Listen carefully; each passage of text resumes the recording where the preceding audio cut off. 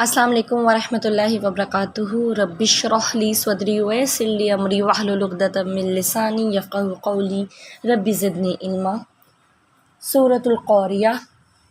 بسم اللہ الرحمن الرحیم۔ القارعہ ما القارعہ وما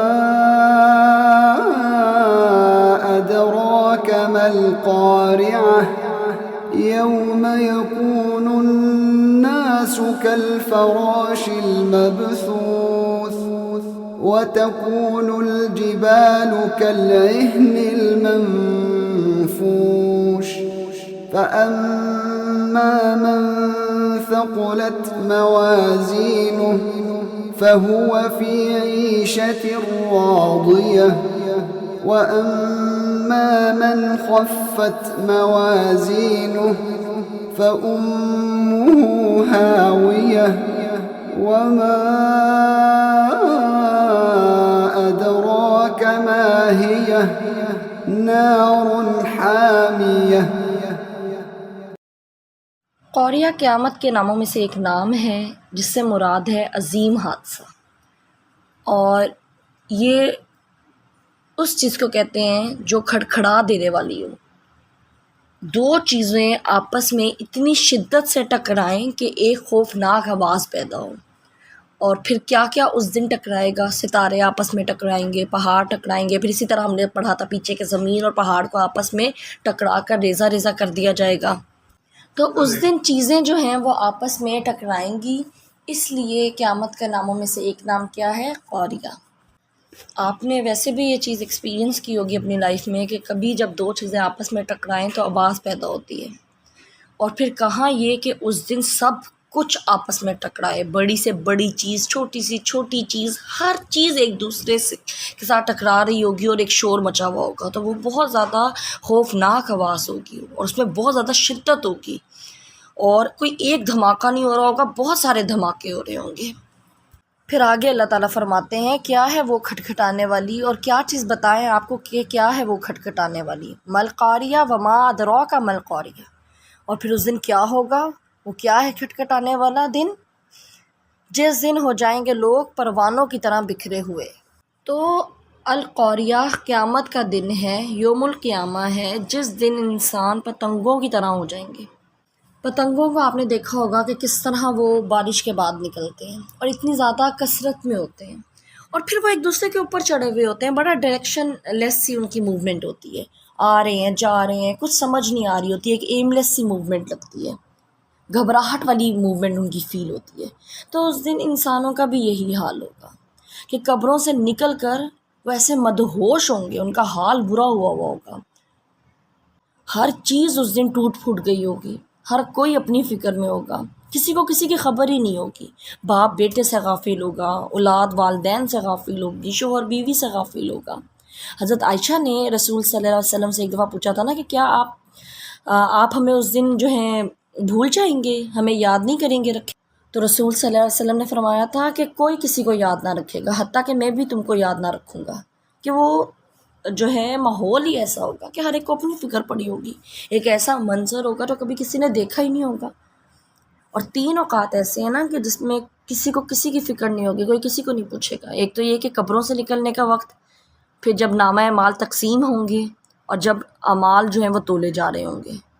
یہ 3 اوقات ایسے ہوں گے جب ہر ایک کو اپنی فکر ہوگی، اور پھر اس دن انسان جو ہوں گے وہ تو پتنگوں کی طرح ہوں گے، اور باقی کیا ہوگا کہ پہاڑ جو ہیں وہ روئی کی طرح ہو جائیں گے، بکھری ہوئی روئی کی طرح، اور مختلف رنگوں کے پہاڑ ہوتے ہیں تو وہ روئی بھی اس طرح ہوگی، مختلف رنگوں کی روئی جیسے بکھری ہوئی ہوگی، یعنی انسان بھی پتنگوں کی طرح ہلکے پھلکے بکھرے ہوئے کثرت میں ایسے پھیلے ہوئے ہوں گے ہوا میں، اور پہاڑ جو اتنی بھاری چیز ہے اس کا حال بھی یہی ہوگا کہ وہ ہلکی پھلکی روئی کی طرح ایسے اڑے ہوئے ہوں گے، بکھرے ہوئے ہوں گے فضا میں۔ تو بہت ہی ایک عجیب سا منظر ہوگا وہ۔ اور پھر آگے اللہ تعالیٰ فرماتے ہیں تو رہا وہ جو بھاری ہوئے پلڑے اس کے، تو وہ زندگی میں ہوگا پسندیدہ، اور رہا جو ہلکے ہوئے پلڑے جس کے، تو اس کی ماں یا اس کا ٹھکانہ حاویہ ہے، جہنم ہے۔ اور کیا چیز بتائیں آپ کو کیا ہے وہ؟ آگ ہے بھڑکتی ہوئی۔ تو کیا چیز تولی جائے گی اس دن؟ کس چیز کے پلڑے؟ کیا کیا تولا جائے گا؟ ذرہ برابر اعمال بھی ہمارے اس دن تولے جائیں گے، اور پھر یہ کہ انسان خود بھی تولے جائیں گے۔ ایک حدیث کا مفہوم ہے نا کہ ایک موٹا تازہ آدمی لایا جائے گا اس دن، لیکن اللہ کے نزدیک وہ مچھر کے پر سے بھی ہلکا ہوگا، کیونکہ اس کے پاس کوئی نیک عمل ہی نہیں ہوں گے، اس نے کبھی کوئی نیک عمل ہی نہیں کیا ہوگا، تو اس کا کوئی وزن نہیں ہوگا اللہ کے قریب۔ پھر صحیفے تولے جائیں گے جس پر ہمارے اعمال لکھے گئے ہیں، وہ بھی تولے جائیں گے، اور پھر اعمال خود بھی تولے جائیں گے۔ تو یہ تینوں چیزیں تولی جائیں گی۔ حضرت عبداللہ بن مسعود جو تھے، ان کی پنڈلیاں بہت کمزور سی تھیں، اور کفار مکہ جو تھے نا، ان کا مذاق اڑاتے تھے۔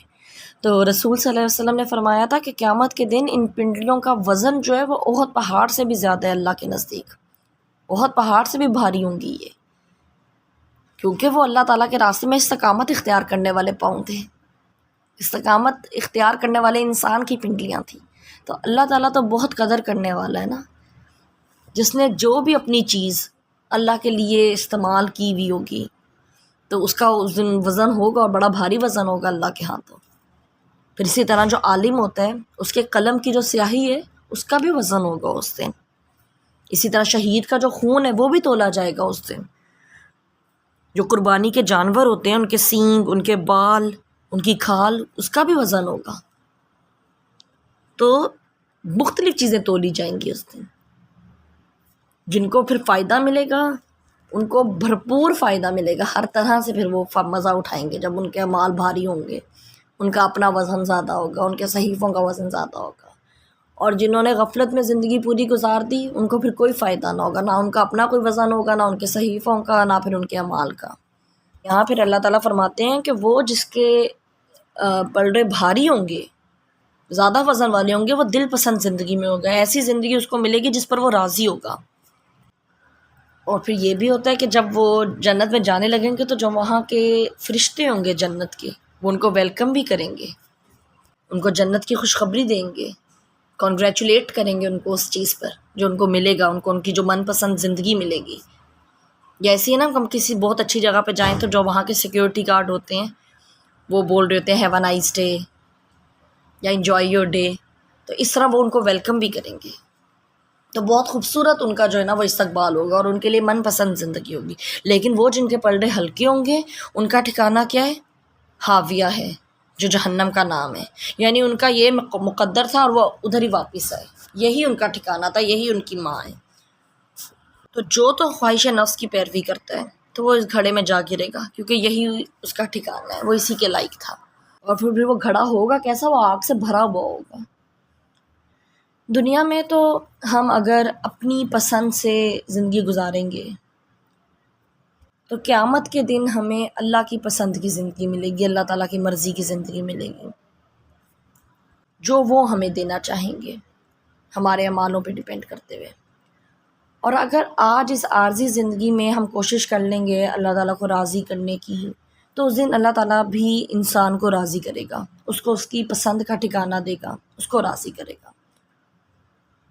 آج تو ہم اپنی مرضی کرتے ہیں کہ کس چیز کو ہم نے امپورٹنٹ بنانا ہے، کس بات کو کتنا وزن دینا ہے، کس کام کو کتنا وزن دینا ہے، لیکن کل سارا وزن صرف اللہ تعالیٰ کے حکم کا ہوگا، اللہ تعالیٰ کی بات کا ہوگا، اور اللہ تعالیٰ کی پسند کے مطابق سب ہوگا۔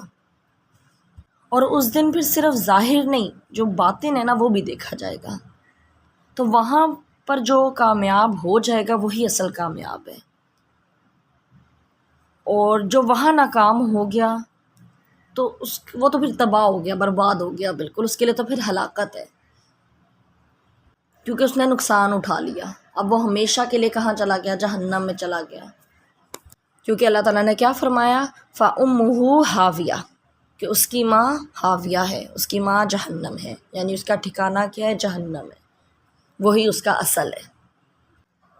اللہ تعالیٰ سے دعا ہے کہ اللہ تعالیٰ ہمیں ان تمام لوگوں میں شامل کرے جن کو اللہ تعالیٰ جہنم کے عذاب سے بچا لیں گے، جن کو اللہ تعالیٰ قیامت کے دن کی گھبراہٹ سے بچا لیں گے، بے چینی سے بچا لیں گے، اور اپنی رحمت سے اللہ تعالیٰ جنت میں داخل کریں گے۔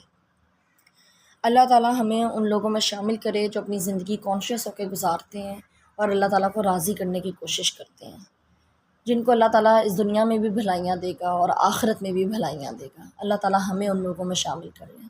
اللہ تعالیٰ ہم سب کی نسلوں کو دین کے لیے چن لے، اپنی اطاعت کے لیے چن لے، اپنی فرما برداری کے لیے چن لے، اور ہم سے اللہ تعالیٰ وہ کام لے لے جس سے اللہ تعالیٰ خوش ہوتے ہیں، جس سے اللہ تعالیٰ راضی ہوتے ہیں۔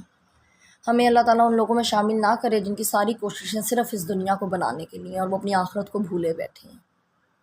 اللہ تعالیٰ ہم سب کو ویسا بنا لے جیسا کہ اس کو پسند ہے، جیسے لوگوں سے وہ محبت کرتا ہے، اللہ تعالیٰ ہم سب کو ویسا بنا دے۔